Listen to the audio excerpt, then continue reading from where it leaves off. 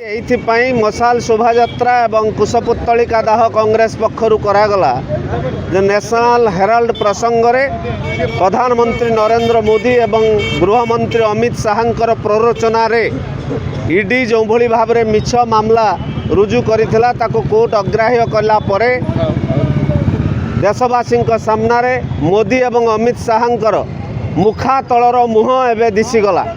ସମସ୍ତେ ଜାଣିଗଲେ ଏମାନେ କେତେ ଚକ୍ରାନ୍ତକାରୀ, ଏମାନେ କେତେ ଛଳନାକାରୀ, ଏମାନେ ବିରୋଧୀଙ୍କର ପ୍ରତି କେତେ ଈର୍ଷାପରାୟଣ ଏବଂ ପରଶ୍ରୀ କାତର।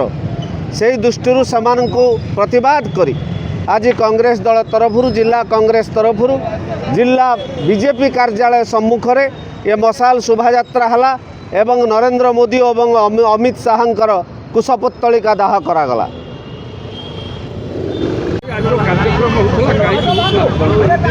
ଆପଣ ଜାଣିଥିବେ ଗତକାଲି ଏସପି ଅଫିସରେ ନ୍ୟାସନାଲ ହେରାଲ୍ଡ ଇସ୍ୟୁ ଉପରେ ଯେଉଁ ମିଥ୍ୟା ମକଦ୍ଦମା ଆମର ଜନନାୟକ ବିରୋଧୀ ଦଳ ନେତା ରାହୁଲ ଗାନ୍ଧୀ ଏବଂ ଆମର ନାରୀ ନେତ୍ରୀ ବିଶ୍ୱର ମହିୟସୀ ନାରୀ ନେତ୍ରୀ ସୋନିଆ ଗାନ୍ଧୀଙ୍କ ଉପରେ ଇଡି ସିବିଆଇକୁ ନରେନ୍ଦ୍ର ମୋଦି ଏବଂ ଅମିତ ଶାହା ଯେଭଳି ଭାବରେ ବ୍ୟବହାର କରୁଥିଲେ ଏବଂ ଯେକୌଣସି ପ୍ରକାର ହେଉ ଏ ଦେଶର ଗଣତନ୍ତ୍ର ଲୋକତନ୍ତ୍ରକୁ ହତ୍ୟା କରିବା ପାଇଁ ଷଡ଼ଯନ୍ତ୍ର କରୁଥିଲେ।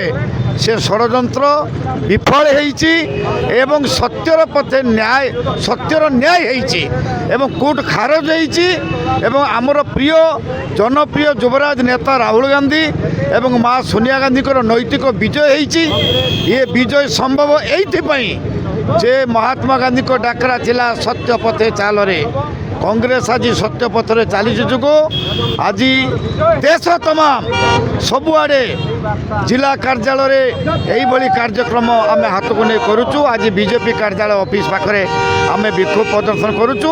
ଆମେ ଚେତାବନୀ ଦେଉଛୁ ଯେ ଡବଲ ଇଞ୍ଜିନ୍ ସରକାର ତୁମେ ଯେଭଳି ଭାବରେ ଜୁମଲା କରି ଏ ଦେଶର ଗଣତନ୍ତ୍ରକୁ ହତ୍ୟା କରୁଛ ସେଥିରୁ ନିବୃତ୍ତ ନ ରହିଲେ ରାହୁଲ ଗାନ୍ଧୀଙ୍କ ନେତୃତ୍ୱରେ ତମାମ ହିନ୍ଦୁସ୍ତାନରେ ଯୁବ ସମାଜ ଲଢ଼େଇ କରିବ।